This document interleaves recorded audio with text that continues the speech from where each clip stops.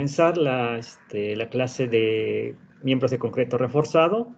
Es un curso pues bastante interesante, creo yo, que del área de estructuras concreto es una de las áreas que me gusta más. En realidad, pues hemos hecho varias cosas al respecto, nos faltaría todavía pues, aportar muchísimas más cosas, ¿no? Entonces, lo concreto reforzado es uno de los materiales que más se utiliza para la construcción, entonces vale la pena, pues, tratar de estudiarlo de manera efectiva para saber más o menos cómo podamos nosotros dimensionar las estructuras, ¿no? Bueno, vamos a comenzar. Primeramente les mostraré lo que sería el contenido del curso, qué es lo que vamos a ver, qué pretendemos realizar, qué son las habilidades que ustedes van a aprender durante el curso, ¿no? De qué es lo que esperamos de ustedes, ¿no? Y qué ustedes esperan del curso finalmente. Entonces vamos a comenzar. Yo les voy a ir compartiendo. Pueden, pues las reglas son simples, ustedes ya las conocen. Pueden en cualquier momento utilizar su micrófono. De preferencia tengo apagado para que no se vicie lo que sería el audio y podamos nosotros escuchar atentamente todo lo que se dice, pero si alguien tiene algún comentario puede hacerlo en cualquier momento, ¿no? El chat está disponible, normalmente pues el chat no lo utilizo tanto, pero bueno, si alguien quiere utilizarlo está con toda la libertad de poder hacerlo, hacer comentarios, hacer lo que sea, ¿no? Comentarios sobre el curso están libres de poder hacerlo. Después está el video, que yo siempre grabo todas las clases, cuando a veces no me acuerdo en una o en dos, pues ni modo, ¿no? No se pueden grabar, pero están grabados ahí, tienen 20 días para descargarlo. Después muchas veces yo los descargo también y los pego dentro de lo que sería Eminus, ¿no? Vamos a utilizar también Eminus 4, es mucho más simple, mucho más sencillo parece ser, pero en realidad Eminus 4 no tiene toda la información que está ya en Eminus 3, entonces utilizaremos los dos al respecto. Entonces ahorita vamos a ir hablando, ¿no? De todos esos comentarios, vamos a ver cómo vamos nosotros calificar, hacer las evaluaciones, cuántos vamos a hacer, cuáles son los temas que vamos a ver, etcétera, ¿no? Entonces les voy a compartir la pantalla, si hay alguna cosa adicional que quieran ver, pues me van diciendo, ¿no? Bueno, voy a poner pantalla aquí desde la presentación. A pesar de 2015 me encontré esta presentación ya anterior, pero en realidad es lo mismo que hemos manejado en los últimos años. Si hay alguna actualización, yo se las daré a conocer. Tengo aquí mi correo donde vamos a poner las tareas. Después de esta presentación yo las subiré dentro de E-3 o E-4, ¿no? Vamos a ver el calendario de examen, los antecedentes, el temario, que es bastante importante, también criterios de evaluación, las referencias bibliográficas, por ahí utilizamos algunos libros, y también, bueno, vamos a utilizar las normas técnicas complementarias 2017, ¿no? Actualmente son las más modernas que tenemos.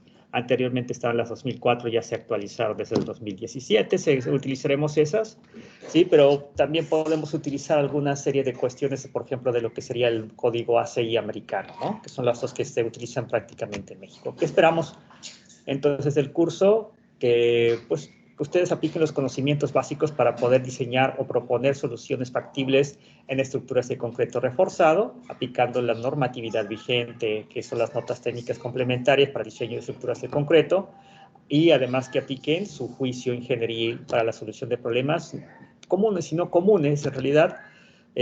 También tienen la capacidad, después de todo esto, de poder interpretar planos estructurales, ¿sí? Y verificar si son soluciones factibles o no factibles. Entonces, esas son las cuestiones que son las habilidades o que pensamos que ustedes van a tener al final del curso, ¿no? Por lo menos las más mínimas necesarias.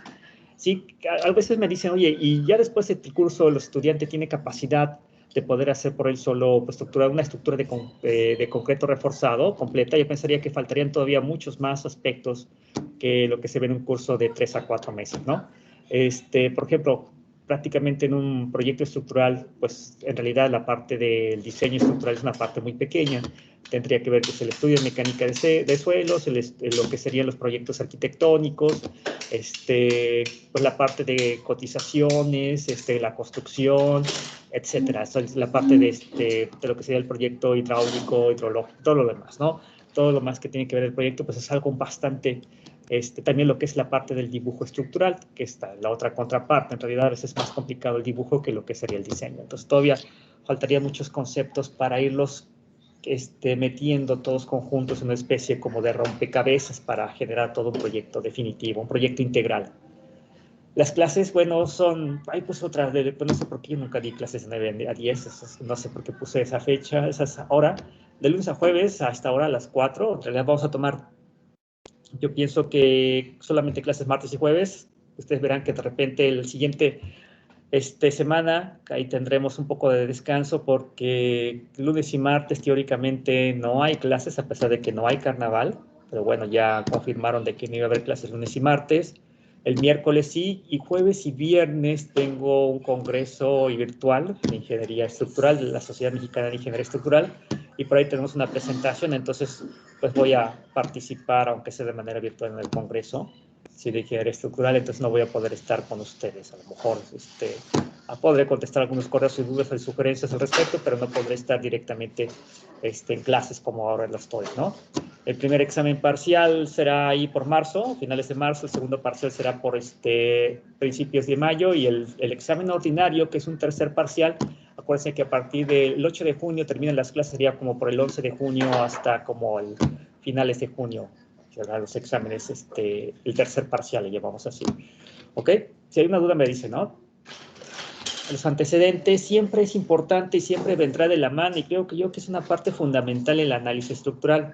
Por ahí les voy a pasar más adelante. Estamos generando un programa de análisis estructural que es bastante complejo, de la materia de análisis estructural avanzado, que me gustaría irlo un poquito más, hacerlo más robusto para que ustedes tengan las herramientas de poder hacer un análisis estructural, por lo menos un edificio pequeño, y entonces así poder diseñar la estructura de concreto reforzado, ¿no? Porque primera parte es calcular las cargas y la segunda parte es hacer el diseño. Entonces, de una parte del diseño como un todo, ¿sí? Si lo hacemos por cada uno por separado, pues entonces caemos en una situación de que a veces el estudiante no sabe ni cómo calcular las cargas a las cuales va a estar sujeta la estructura. Necesitamos mecánica de materiales, que vienen los fundamentos básicos para calcular desde los diagramas de momento y cortante, carga axial, calcular las fuerzas internas, etcétera. Entonces eso tiene que ver mucho con mecánica de materiales y mecánica del medio continuo, ¿no? Entonces son los antecedentes que se necesitan. El temario aquí lo vemos. A las horas pues pueden ir cambiando porque pues vamos siempre más con las clases más concentradas de manera virtual que de manera presencial. De manera presencial, pues a mí me gusta más presencial, y quiero yo que todos tenemos un poco de que queremos, o mejor dicho, mucho de que queremos otra vez regresar a clases presenciales, ¿sí? Tenemos nostalgia de eso y queremos otra vez regresar. Creo yo que por lo menos una vez que se regrese, pues creo yo que nadie va a extrañar un poco las clases virtuales. A lo mejor ya sí, con el tiempo siempre las clases virtuales se van a quedar como una parte esencial, pero pues ya vamos a querer un poquito más interactuar con los compañeros, colegas, amigos, etcétera, ¿no? Entonces vamos a tener esta parte, la primera parte que vamos a ver incluso hoy, filosofías de diseño, propiedades de los materiales. Acuérdense que el concreto reforzado está formado por dos materiales, concreto y el acero de refuerzo. ¿Cómo vamos a diseñar? Viene la parte de filosofías de diseño. Vamos a ver las propiedades mecánicas del acero y del concreto, y una curva de esfuerzo de formación del concreto, que es bastante importante. En la primera parte, esperemos no tomar tanto tiempo en eso. Después, el diseño de elementos de flexión, que sí vamos a llevar bastante tiempo. Son para elementos rectangulares. En realidad, pues yo no conozco elementos que no sean rectangulares, por lo menos de vigas. Entonces van a ser con solamente acero a tensión, acero de la parte de tensión y compresión, y lo que serían secciones T y L, que son prácticamente el 99% de los que tenemos en las estructuras. Luego viene elementos sujetos a flexo-compresión, que son columnas cortas que no tienen fallas por pandeo lateral. Diagramas de interacción que se utilizan para diseñar columnas cortas y columnas esbeltas también, o sea, no solamente puras columnas cortas. El efecto de esbeltez en columnas, cómo se toman en cuenta, que es un procedimiento nada más que hay que seguir para poder hacer el diseño. Elementos sujetos a fuerza cortante, tanto en vigas como en columnas. El concreto resiste una cierta cantidad de cortante, entonces cuando no lo soporta completamente el concreto, pues lo toma un refuerzo transversal, y hay que calcular a qué separación va a ir, ¿no? Adherencia y anclaje. Suponemos de que el acero de refuerzo está adherido al concreto, pero hay que asegurarlo. Para asegurarlo, lo que se hace es que debe estar embebido en el concreto el acero de refuerzo una cierta longitud, que llamamos longitud de desarrollo. Cuando vamos a hacer el corte de varillas, porque las varillas no son infinitas, sino que en un momento dado, pues ya no hay que poner más varilla, o mejor dicho, ya hasta aquí se acabó la varilla porque no se necesita. ¿Dónde hacemos ese corte? Pues sí, eso nos va a ahorrar siempre material, ¿no? No podemos poner varillas toda la viga porque sería carísimo. Si hacemos los cortes, nos ahorraremos bastante dinero. No puede ahorrarse dinero, pero hay que saber dónde hacer los cortes, no nada más es así, que aquí ya no lo necesito, o supuestamente aquí no, y ya córtalo ahí, no, sino que hay ciertas reglas que nos dice hasta dónde podemos cortar, dónde sí, dónde no podemos cortar, ¿no? Y hay aquí una parte importante, yo le llamo como tópicos, que mi punto de vista, y mucho más ahora que estamos en la época de pandemia y clases virtuales, no hay mucho tiempo como para ver tantos temas. Por ahí he puesto 1, 2, 3, 4, 5 tópicos. Normalmente manejamos diseño de losas en prácticamente todos los cursos, porque pues en realidad y losas es bastante extensa e importante. Vemos un diseño de zapatas en lo que es el tema 4, pero en realidad si ustedes lo quieren ver más a detalle podemos verlo, pero solamente voy a manejar un tópico de esos 5 que ven ustedes. Ustedes me dirán en su momento cuál quieren. Yo les sugiero losas porque pues complementa a todos, pero si usted, alguien quiere, o el grupo quiere, por lo que sea, zapatas, muros en voladizo, bueno, diseño de muros en voladizo que son muros de contención, ¿sí? Los muros de contención son los que pues hace un corte en el suelo y coloca un muro de concreto reforzado que se le llama muro en voladizo para contener el suelo, el empuje de tierras del suelo. Entonces, pues ahí solamente sería prácticamente como sería una viga en voladizo, ¿no? Entonces no tiene, como que para mí no tiene tanto chiste, pero bueno, si alguien lo quiere ver porque es un tema interesante, lo podemos ver, pero tiene que ser entre todos que decidan. Elementos sujetos a torsión. La torsión es muy importante en ciertos elementos, no ocurre en todos. Pensaríamos, no, ocurre en todos. No, ocurren solamente en ciertos elementos, principalmente en vigas que están soportando el volado, un volado que es importante, pueden sufrir fallas por torsión, pero bueno, se le coloca un refuerzo longitudinal transversal. Se me hace que ese es un tema que podría ser interesante junto con el de losas. Cálculo de deflexiones. En ciertos elementos es necesario calcular deflexiones como en losas, porque son bastante delgadas, pero pues normalmente el reglamento creo yo que tampoco no tiene tanta interés, porque el reglamento te impone como condiciones que tengas unas dimensiones mínimas en vigas, más que todo en vigas y en losas. Si cumples con estas condiciones, dice el mismo el reglamento, no hay que revisar deflexiones, pero a veces por X o Y circunstancias, en casos particulares, es necesario revisar deflexiones. Y hay deflexiones inmediatas y deflexiones a largo plazo, ¿no? Pero bueno, eso es lo que se hace normalmente. Entonces, esos 5 temas hay que escoger uno en el momento que se requiera. Normalmente hacemos esto. Si quieren, hacemos de por ahí, entre tareas y trabajos, lo dejamos que encargamos un pequeño mini proyecto. Yo lo dejaría en mini proyecto porque un proyecto grande y más que todo en condiciones de pandemia, pues resulta muy complejo, ¿no? Y más que todo cuando lo hacemos a finales de curso. Entonces, vamos a hacer un mini proyecto por ahí, en tareas y trabajos, con un 25%. Ese mini proyecto, pues, será tal vez un edificio de 3 niveles y diseñar una columna, una viga y la losa, punto, ¿no? ¿Sí? Entonces, por ahí a lo mejor yo les daré las condiciones, yo les doy las condiciones de cómo se va generando el modelo estructural y ustedes lo hacen, ¿sale? Serían prácticamente tareas y trabajos, examen ordinario, que sería el tercer parcial, ¿sí? Normalmente aquí tenemos 2 parciales, el de 25%, el segundo parcial, pues hasta donde abarquemos. El primer parcial abarca, para que ustedes vean, pues el primer tema que es como que platicado nada más, el de flexión, y cuando terminamos flexión hacemos el examen. El segundo parcial abarca perdón, flexocompresión, ¿sí? Y cortante. Y el tercero, pues nada más abarcará lo que sería adherencia y anclaje y losas, prácticamente. Entonces, ya los hemos practicado, estos serían los 3, ¿sí? Si sacan más de 8%, 8 en promedio en estos 2, pueden exentar en este tercero, ¿no? Si no sacan más de 8 en promedio de estos 2, entonces tendrán que presentar este final, ¿de acuerdo? Entonces, si hay alguna duda, me dice. ¿Sí? Sobre la forma de calificar, y entonces sería complementaría con las tareas y trabajos que se generen, incluso el mini proyecto que haríamos. ¿Qué recomiendo de libros? Recomiendo que es Hassin Hasson, el de Hasson, el libro de Hasson y Manasseh. Es bastante bueno. Está con respecto al ACI, pero tiene las bases y fundamentos bastante importantes. Yo por ahí lo tengo, ¿no? Es un libro, pues en realidad yo sí lo recomiendo como la parte básica, aunque también complementaria, muchos lo tienen como básica, que es el libro de González Cuevas, ¿sí? No sé si existe una nueva versión. González Cuevas incluso todavía vive, Robles no, ya murió.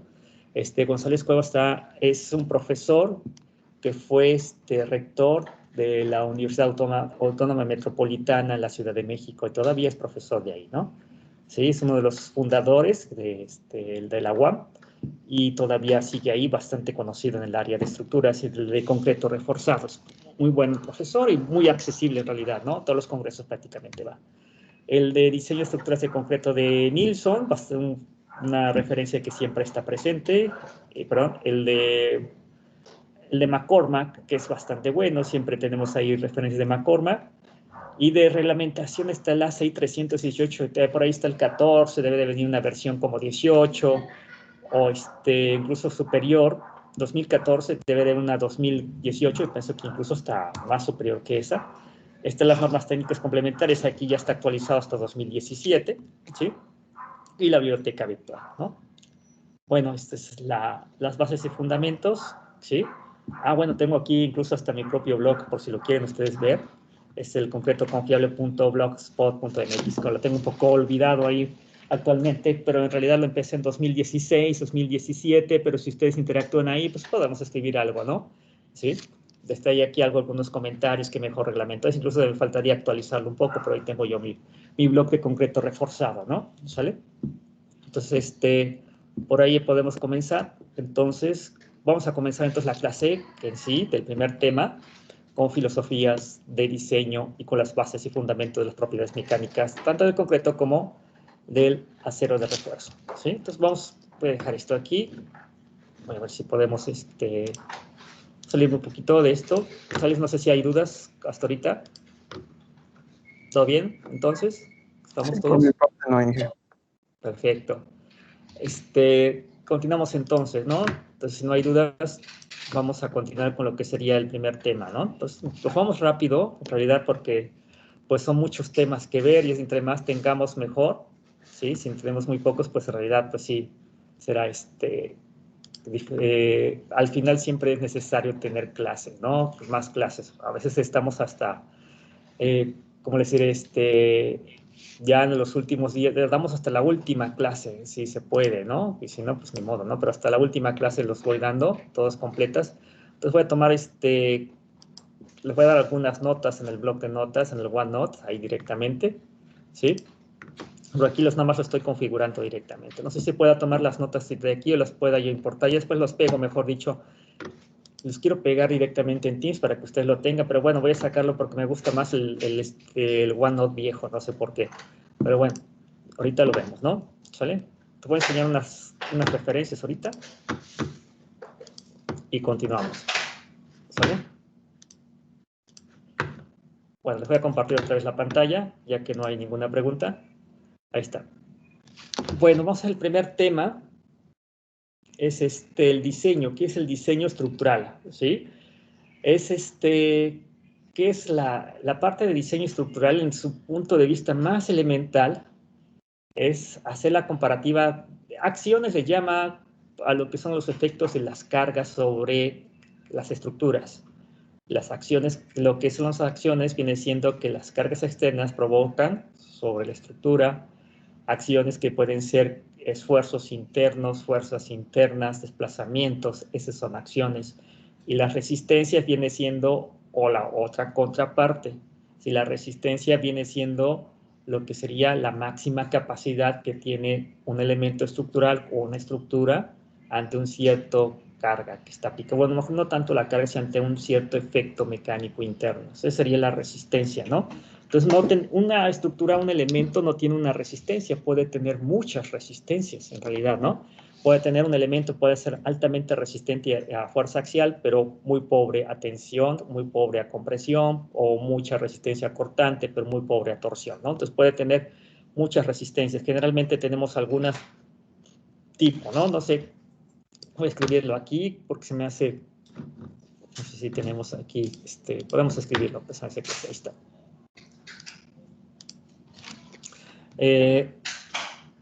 Vamos a poner voy a poner así la clase 1, ¿sí? Pero si lo puedo copiar más adelante. Entonces hay una forma de hacer el diseño.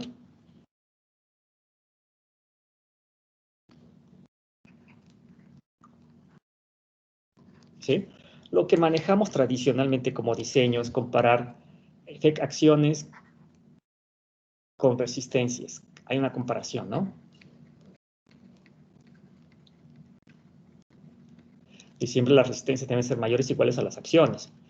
Tiene que ver algo como de este estilo, ¿no? Tenemos un elemento, ¿sí? Pero este elemento está sujeto a carga, una carga así, por ejemplo.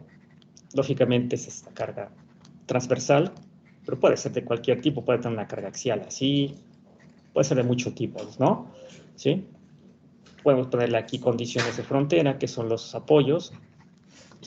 Y, lógicamente, aquí, de repente, este elemento pues, puede fallar en una condición, pero puede fallar por muchas formas, ¿no? No solamente por una. Puede fallar por por una carga axial, puede fallar por esfuerzo, un elemento aquí pequeño, puede fallar así, o puede fallar por cortante, ¿sí? ¿Sí? O puede fallar de muchas formas, ¿no? Sí puede ver, entonces tengo que calcular las fuerzas internas, esas son las acciones, esto viene siendo las acciones. Calcular estos esfuerzos flexionantes, no tanto esfuerzos, sino también cargas internas, ¿no? Calcular todas sus cargas internas. Entonces, como acciones podemos tener de cargas internas las siguientes. Carga axial, que voy a llamar como N, puedo llamar también N puede ser de tensión o de compresión, por ejemplo, tensión o de compresión, puede ser fuerza cortante, ¿sí? Y puede ser fuerza cortante en dos direcciones, fuerza cortante en X, por ejemplo, fuerza cortante en Y. Puede ser momento, el momento puede ser de tres tipos, momento flexionante en X, momento flexionante en Y y momento torsionante, ¿no? Entonces tenemos todas estas posibles combinaciones, cada una va a ser una resistencia diferente. Entonces podemos tener una resistencia 2, 3, 4, 5, 6, 7 acciones. Las acciones es que hay que calcularlas aquí internamente. Y cada una de estas 7 va a tener su contraparte, que van a ser las resistencias. Entonces un elemento puede tener una resistencia a tensión muy fuerte, pero a compresión muy baja, o al revés, a compresión muy alta, que es normalmente el concreto, y a tensión muy baja. Un cortante en una dirección, un cortante en otra, puede tener un cortante muy fuerte, resistencia muy fuerte en una y muy baja en otra. ¿Cómo calculamos las cargas internas por análisis estructural?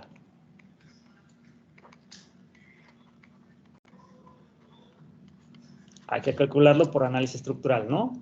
¿Sí? Entonces supone que ya llevamos análisis estructural y hay que calcularlo de alguna u otra forma. ¿Cuáles métodos hay? Pues hay métodos tan complejos en estructuras. Se puede ver métodos para estructuras hiperestáticas, que son los que se aprende en análisis estructural, o para estructuras isostáticas, que son más simples. Las estructuras isostáticas lo vieron ustedes en mecánica de materiales y en lo que sería, como su nombre le dicen, estructuras isostáticas. Hiperestáticas en análisis estructural. Las hiperestáticas no se pueden calcular con las ecuaciones de equilibrio, las isostáticas única y exclusivamente calcular todas las fuerzas internas se puede hacer a partir de las ecuaciones de equilibrio. Las resistencias, pues eso no lo hemos visto, se supone que eso se ve solamente en miembros, ¿sí?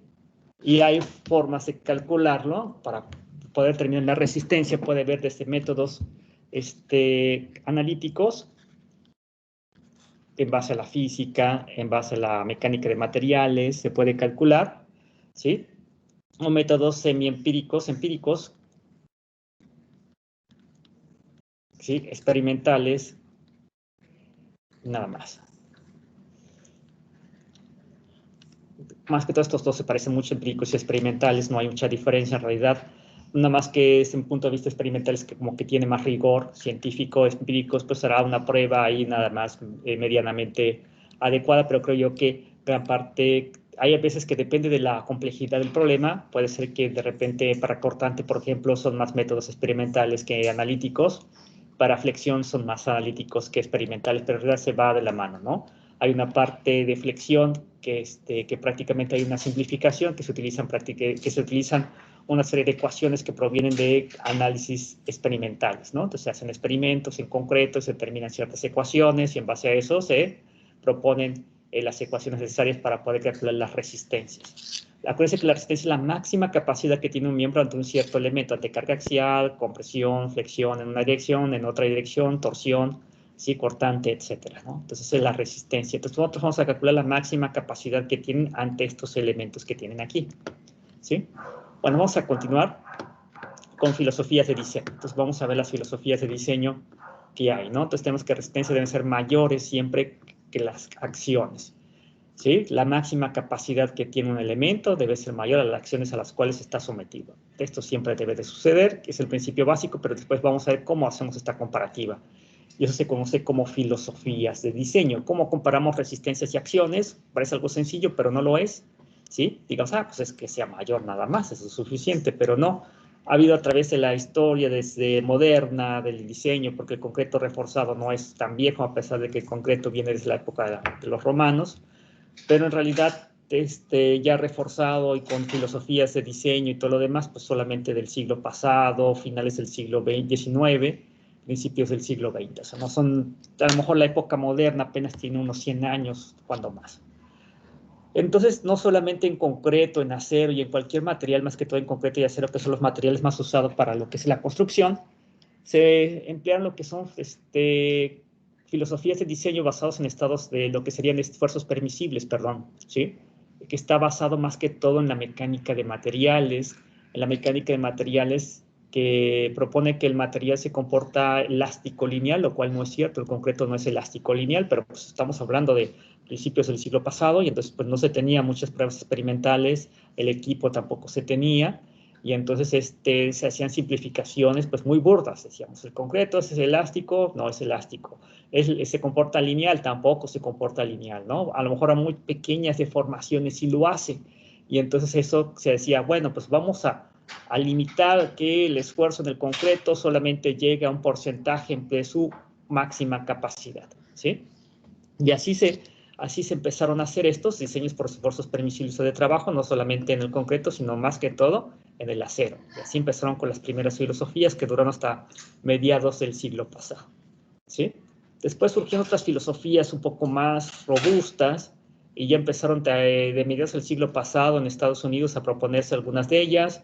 Estas tres básicamente son las mismas. El diseño por factores de carga y resistencia, el del ACI es igual al de las normas técnicas complementarias actualmente, en el cual se proponen factores de carga y resistencia dependiendo de la variabilidad de las cargas y de la resistencia, ¿no? Entonces es un poquito más ingenieril, ya toma en cuenta la probabilidad de que pueda producirse la falla y la probabilidad de que las cargas sean mayores a un cierto valor, ¿no? Entonces eso es lo que se propone en realidad, ¿no? Vamos a ver aquí el criterio de filosofías de diseño.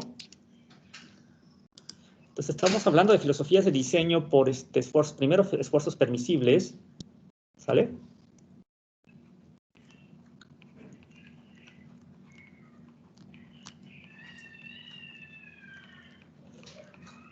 Bueno, esfuerzos permisibles, la curva de esfuerzos de formación, les voy a ir adelantando un poco, primeramente, del concreto. Pues hacemos pruebas, actualmente ya hay pruebas, no sé si son reglamentadas o no en Estados Unidos, en Europa no se utilizan cilindros, para que ustedes sepan, ¿sí? En Europa se utilizan pruebas en cubos. Entonces aquí utilizamos más que todo cilindros, los estándares viejos son de 30 centímetros, 15 por 30 centímetros, ¿sí? Que existe todavía bastantes en el laboratorio, ¿no?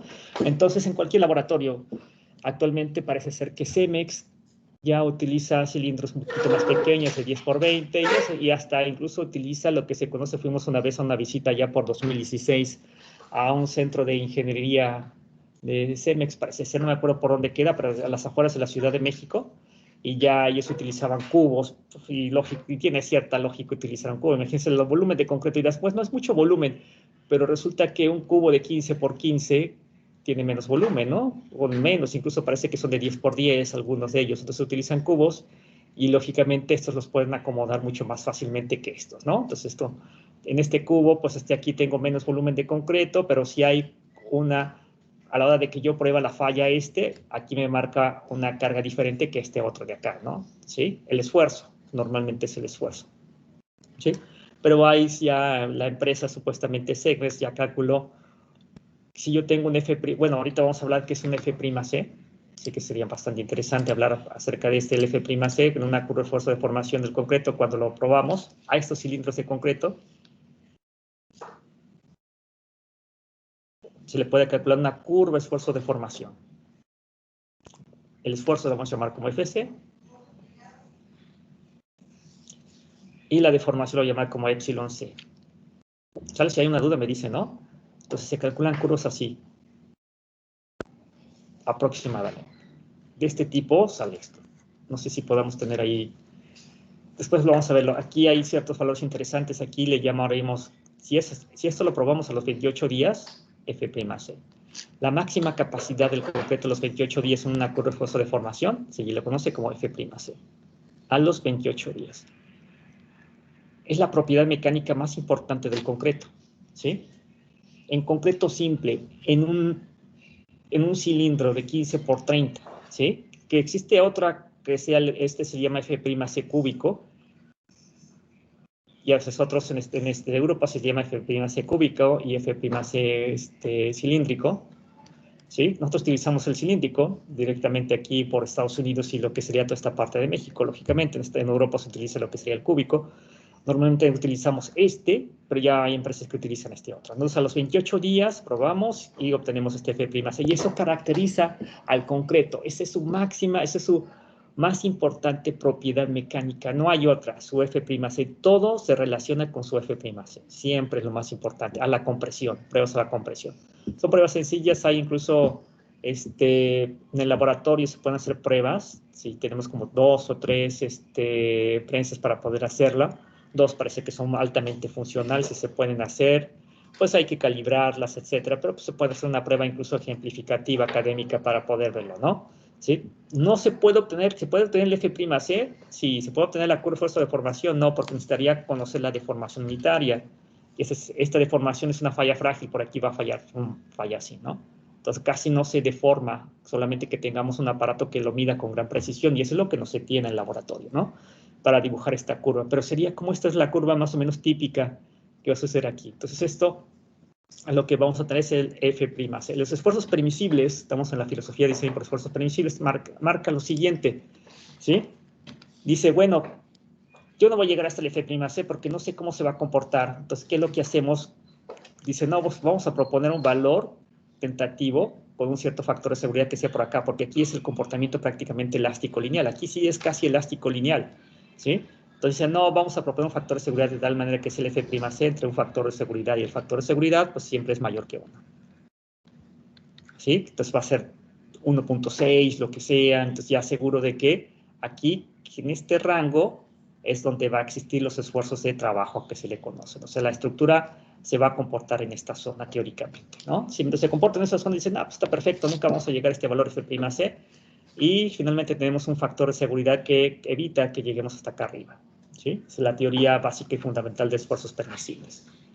Después, digamos, pues eso fue base a pura prueba y error, y empezaron a hacerse diseños, pero digamos, pues no fue suficiente, necesitamos algo más. ¿Qué es lo que se puede hacer, no? Surgió lo que es las filosofías de factores de carga y resistencia.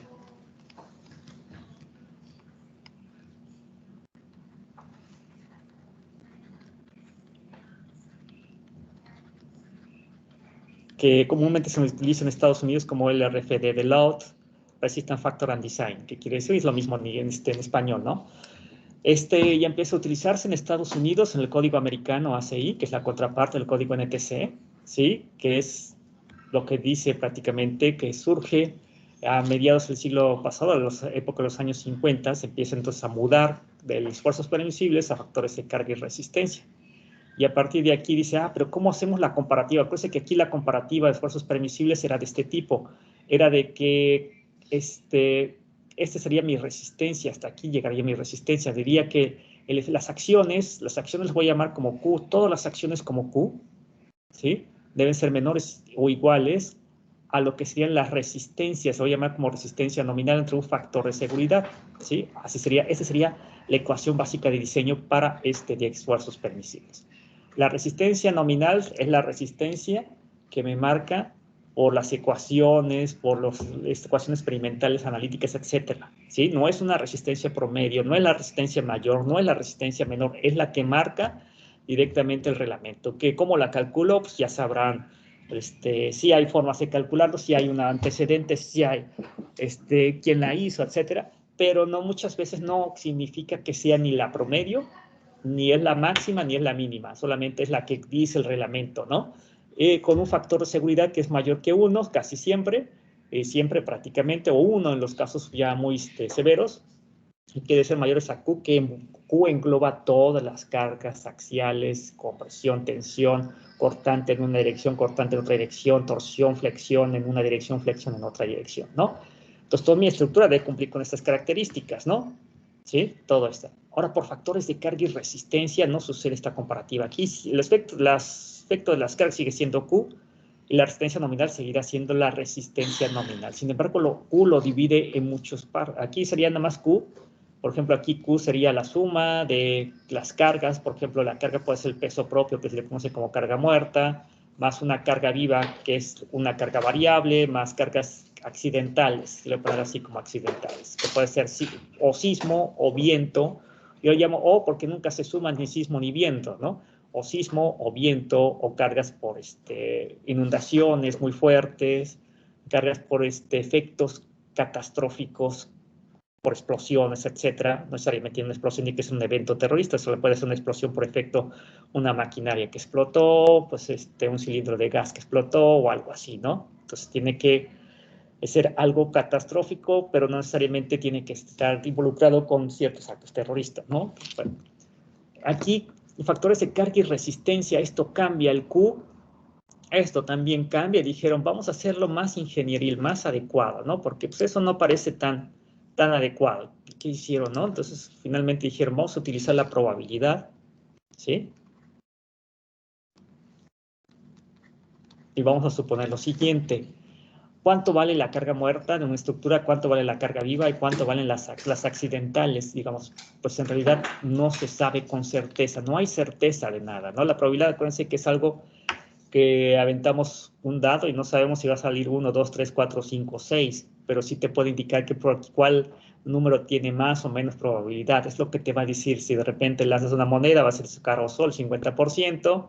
Si de repente haces una probabilidad de que va a llover mañana, es una probabilidad, pero no es una certeza. Puede haber más probabilidades de que llueva mañana o menos probabilidades. Si estoy en la temporada de secas, pues va a haber menos probabilidades. Si estoy en la temporada de lluvias, va a haber más probabilidades, ¿no? ¿Sí? Entonces, esa es la probabilidad. Entonces dice, ¿cuál va a ser la carga muerta? No lo sé, pero tengo una probabilidad de que puede ser de este tamaño, ¿no? La carga viva tampoco tengo certeza, las cargas accidentales tampoco tengo certeza, y las resistencias tampoco. Entonces, todo lo que es esto quiere decir que todo es probabilístico. Y cuando es probabilístico, es lo contrario. Aquí, de lo contrario de probabilístico es determinístico, ¿sí? Y probabilístico. Probabilístico, determinístico quiere decir, por ejemplo, que alguien me va a decir, pues la fuerza vale 5 kilonewtons. Si no hay otra, ¿sí? Vale 5. Y el probabilístico te va a decir vale 4.9 o 5.1. Esa es la probabilidad, ¿no? Determinístico dice vale 5 kilonewtons, probabilístico dice vale entre 4.9 y 5.1, ¿no? Digamos, por decirles un ejemplo, ¿no? Y alguien dice, pues el promedio da 5, ¿no? Pero puede dar 4.9, pero puede dar 5.1. Y con una cierta característica de desviación estándar, media, etcétera, de todas las variables, todos los conceptos probabilísticos que ustedes conocen, ¿sí? Bueno, entonces dice, las cargas y las acciones pueden ser probabilísticas. Y dice, bueno, pues va a haber algunas que son más certezas. O sea, hay más certeza de la carga muerta, menos certeza de las cargas vivas y menos certeza de las cargas accidentales. O sea, ¿cuándo va a ocurrir un sismo? No sabemos qué intensidad va a tener un sismo, pues tampoco, ¿sí? ¿Cuál va a ser la carga viva en un edificio? Podemos tener estimaciones, pero puede ser muy variable la carga que puede ocurrir, ¿no? La carga muerta es más certeza porque pues, la multiplicamos solamente por sus dimensiones y por sus pesos volumétricos que se conocen aproximadamente bien. Entonces dice, bueno, entonces vamos a hacer esta comparativa, ¿sí? Donde Q la voy a dividir en lo siguiente. Ya no va a ser Q, o mejor dicho, sí va a ser Q, ¿no? Pero ahora Q lo vamos a poner de la siguiente forma. Dijeron, no, vamos a poner que en vez de Q, una sumatoria de todas las cargas que van a ocurrir en la estructura, pero multiplicados por un factor de carga, ¿sí? Y entonces esto va a hacer que toda una estructura tiene muchísimas cargas o puede tener muchas cargas, a las cuales son las cargas más probables que ocurran, vean ustedes, que ocurran en una estructura al mismo tiempo, ¿sí? Y no va a haber una combinación, puede verse, esto lo voy a llamar como combinación de carga, ¿no?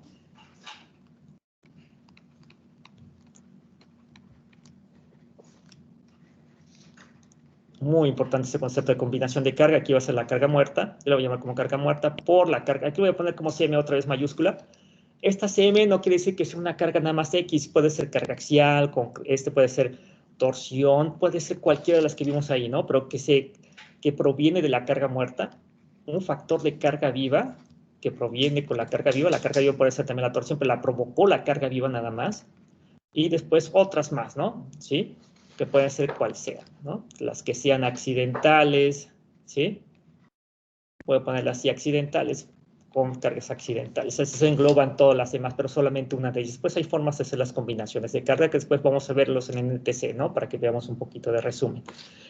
Y entonces quiere decir que entre más variable sea nuestra carga, el factor de carga va a ser más grande. Entonces, el factor de carga siempre va a ser mayor o igual a 1. Por NTC, este va a ser igual a 1.3 para estructuras del grupo B, ¿sí?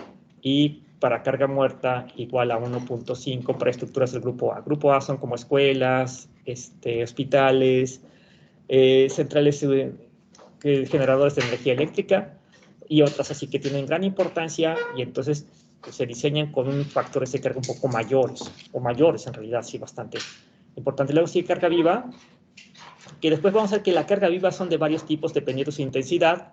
Voy a poner carga viva máxima, ya estoy haciendo con respecto a NTC, maneja 1.5 para estructuras del grupo B, y aquí la carga viva máxima, la máxima que puede haber en una estructura, pues va a ser finalmente 1.7 para estructuras del grupo A.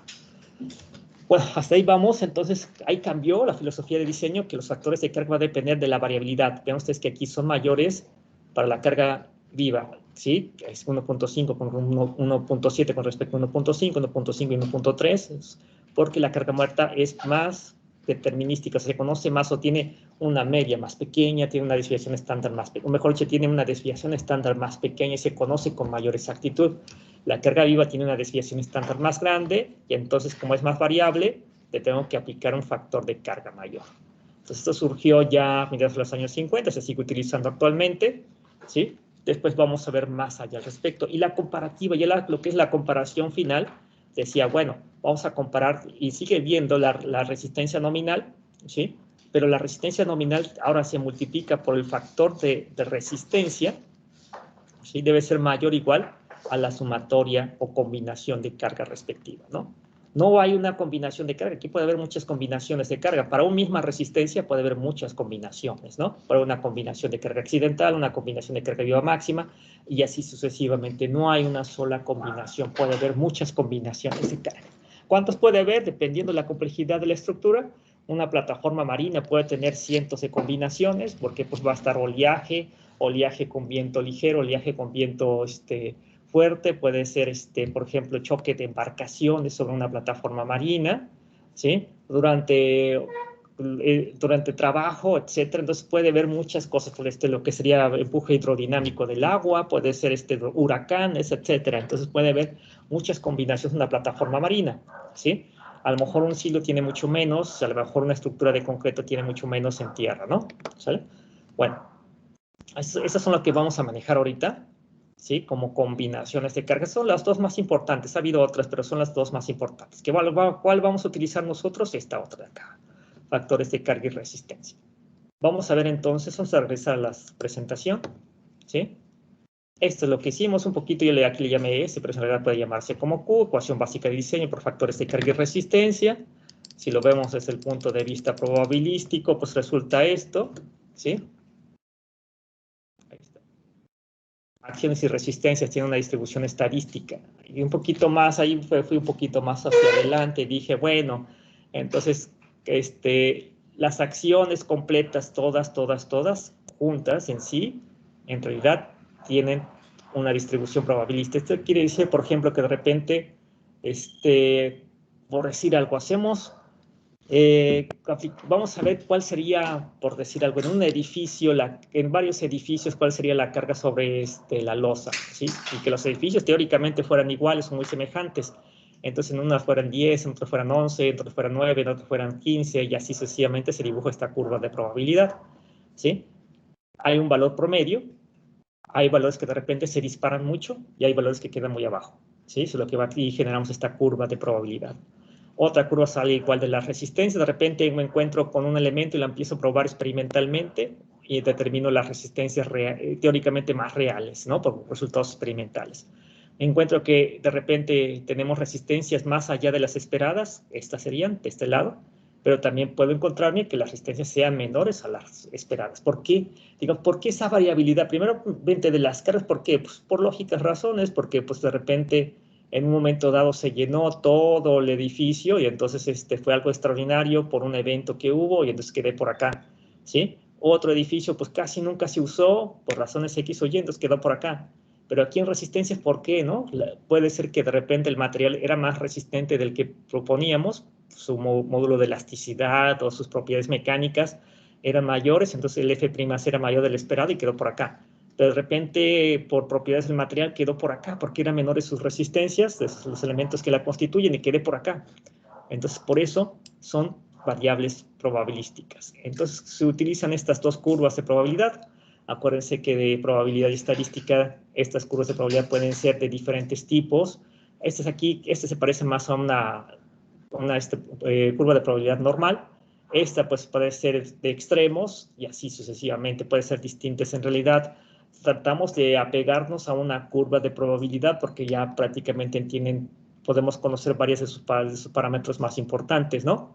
Normalmente resistencias se conocen como log normales y tiene cierto sentido porque para log normal no tiene sentido lo que serían valores negativos, o sea, no se puede calcular el valor negativo del logaritmo de un valor negativo.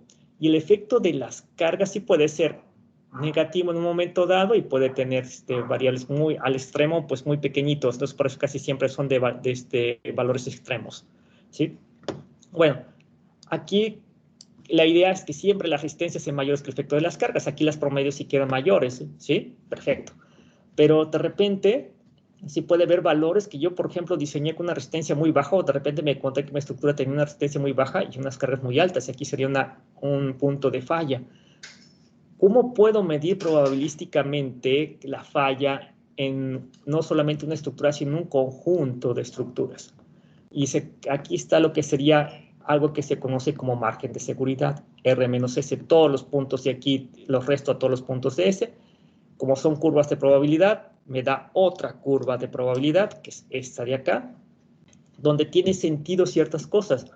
Si ya vimos la filosofía de diseño que si resistencias son mayores que efectos de las cargas, entonces es una zona segura, y mayor que 0. Si es menor, quiere decir que las cargas dominan, entonces va a fallar mi estructura, teóricamente, ¿sí? Entonces, probabilísticamente puedo definir eso y digo, bueno, pues entonces toda esta zona de acá, de aquí para acá de la curva de probabilidad de Y, viene siendo una medida de la probabilidad de falla, que no quiere decir que vaya a fallar, simple y sencillamente me está diciendo que tiene una probabilidad de falla más grande. Entonces, dijeron anteriormente los investigadores, bueno, ¿qué tal que si asociamos esta área que está aquí como una probabilidad de falla? Pero resulta que si la estructura está bien construida, todas las estructuras en realidad, todas las que las vemos, tienen cierta probabilidad de falla. O sea, no hay una estructura 100% segura desde el punto de vista de probabilidad. ¿Por qué? Pues porque las cargas son probabilísticas y las resistencias también. Entonces, toda estructura puede fallar. Lo importante es de que la probabilidad de falla sea bastante pequeña de este orden. Vean ustedes, 0.002. Estas serían las probabilidades de fallas que esperaríamos, ¿no? Bastante pequeña es una estructura segura. Pero en realidad, este valor, si la estructura está bien diseñada, es muy bajo. Y vean que de repente es una estructura muy segura, una estructura medianamente segura, una estructura no segura, ¿sí? Cuando estoy tomando valores muy pequeñísimos, valores cercanos a 0, esto es más que todos estos dos valores, pues muy cercanos a 0. Y alguien de repente puede redondearlo y decir, pues lo redondeamos los dos a 0 o a .01 y quedarían prácticamente idénticos o iguales. Pero en realidad, desde el punto de vista de probabilidad, son muy diferentes, ¿no? Sí, la probabilidad del primero es mucho más grande o esta es mucho más pequeña que esta de acá. Entonces, lo que hicieron los investigadores hace ya tiempo es decir, bueno, pues vamos a hacer otra variable un poquito más adecuada. Dijeron, bueno, vamos a ver lo que vieron ellos, que entre la media se alejara cada vez más, esta probabilidad de falla disminuía, y entre la media se acercara más acá, esta probabilidad de falla aumentaba. Entonces decimos, ¿para qué nos metemos con valores muy pequeños de probabilidad de falla? Lo que queremos finalmente es medir la distancia que hay de la media, ¿sí? Es la desviación estándar veces la distancia que hay a su valor de 0, ¿no? Entonces, digamos, bueno, dijeron ellos, vamos a medir esta distancia entonces veces la desviación estándar y con eso ya tenemos una definición. Entonces, eso lo llamaron como índice de confiabilidad o índice de Cornell, también se le conoce, debido a que lo inventó, parece ser que Cornell ya hace muchísimo tiempo. Para una curva de distribución de probabilidad normal está definida mediante esto, la media de lo que sería el nivel margen de seguridad entre su desviación estándar. Entonces, bastante adecuado. Y este sí me da valores mucho más grandes, de 3.5, y es más fácil de manejar, 2.5, 1.5. Vean ustedes que 0 es que esté que exactamente la curva de probabilidad esté aquí, y eso equivale a que tenga una probabilidad de falla del 50%, a la mitad, ¿no? Eso significaría teóricamente que de cada 2 sucesos uno va a fallar la estructura, ¿sí? Eso quiere decir que de cada 3 sucesos una va a fallar la estructura, de cada 6 una va a fallar, de cada 161 veces que se da el caso se van a fallar una, y de cada 5.000 casos va a fallar una. Entonces, normalmente lo que buscamos son probabilidades de fallar relativamente muy, muy bajas. Normalmente las estructuras se diseñan por índice de confiabilidad entre 2.8 a 3.2, columnas de 2.75 a 3.6. Las columnas deben ser más seguras porque son los que provocan mecanismos de falla, entonces casi siempre tienen mayor índice de confiabilidad que lo que serían las vigas. Entre mayor sea el beta, más segura es, ¿sí? Utilizamos estos dos principios, estos dos de acá arriba. Los demás, pues no se recomienda, el 3 también, el 1 no, 0.5 mucho menos 0, ¿no? ¿Sí? Pues así se diseñan. A la hora de hacerlo, en el reglamento no estamos buscando betas, ¿eh? No vamos a decir, ¿por qué vamos a diseñar una columna para un beta de 3.5? No tiene sentido. Porque el beta ya es inherente. Inherente quiere decir que ya está dentro del reglamento. Cuando yo diseño con las fórmulas y ecuaciones, ya se propuso para un cierto valor de beta. Se puede diseñar para un beta de 2.5, sí, pero ya tengo que utilizar probabilidad y muchos conceptos básicos que no está dentro del reglamento, ¿sí? Bueno, ¿queda alguna duda hasta ahorita? Si tienen una duda, pues me dicen. Si no, continuamos, ¿no? A veces me voy un poquito rápido, ¿de acuerdo? ¿Sí? ¿Hay preguntas? No, ninguna. Cualquier duda, De mi parte, todo bien, ingeniero. adelante. Bueno, vamos a continuar con la otra parte. Filosofías de diseño, nada más para irles explicando cómo ha evolucionado. Es como la historia, ¿no? Es algo que sucede en todos los miembros. Entonces vamos a irnos un poquito rápido. Vamos a ver las propiedades del concreto, ¿sí? Hay dos, las vamos a dividir en propiedades. Yo le llamo instantáneas porque, no tanto de corto, yo le llamaría de corta duración. Yo quitaría esto, ¿no? Porque no parecería que corta duración, que solamente dura unos segundos y ya. No, es de instantáneas. Incluso después por ahí lo quito, ¿no? Porque instantáneas me gusta más en el aspecto que la obtiene tan pronto el concreto fragua, que en tanto el concreto sea ya sólido, ya empieza a tener estas propiedades que están aquí. La más importante es la resistencia a la compresión, a los 28 días, en cilindros 15 por 30, pero ya vimos que hay otros cilindros, además de los 15 por 30.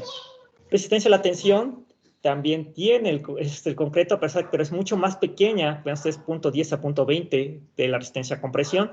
También la resistencia cortante, modulasticidad, y así hay muchas propiedades que obtiene el concreto tan pronto fragua, ¿no? Tan pronto empieza a endurecer. No es cierto, alguien me puede decir, pero no es el mismo a los 28 días. O sea, tiene resistencia a la compresión al primer día, sí. Tan pronto endurece, a las horas que endurece, ya tiene un FC, no un F'C, un FC, pero viene siendo un porcentaje bajo del F'C, puede tener un 10% del F'C. En la resistencia al cortante también, el modo de elasticidad ni se diga, o sea, hay pues, un porcentaje solamente del que va a obtenerse a los 28 días, ¿sí? Estas son instantáneas, pueden ir mejorándose. De larga duración se refiere que lo obtiene no a los 28 días, ¿sí? Sino que lo obtiene a través de años. Y años nos estamos refiriendo 15, 20, 40, 50 años, ¿sí? No a los 6 meses, no al año, no a los 2 años. Yo pensaría que empieza a tener relevancia a partir de los 5, 10 años. Entonces, flujo plástico y contracción son dos de las propiedades de larga duración más importantes del concreto. Son muy parecidas, pero son distintas las formas en las cuales suceden.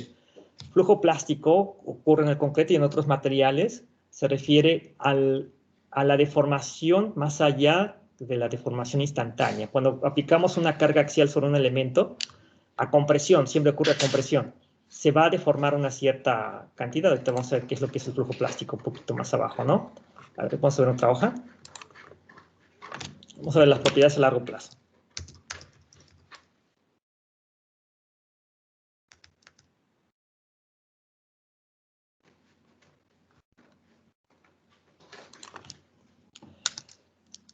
Bueno, flujo plástico, imaginemos el mismo cilindro de concreto, pero que yo dejo ahí la carga, se llaman cargas permanentes.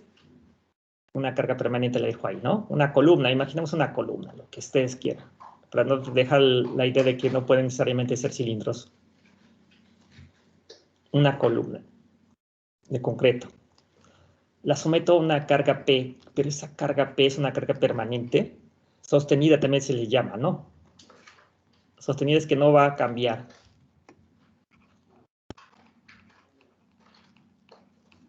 ¿Sí? Eso quiere decir que, para que vean un poquito más, voy a ejemplificar, digamos, ¿qué es sostenida? ¿Sí? La carga sostenida se refiere a que yo pongo aquí la carga P, el tiempo,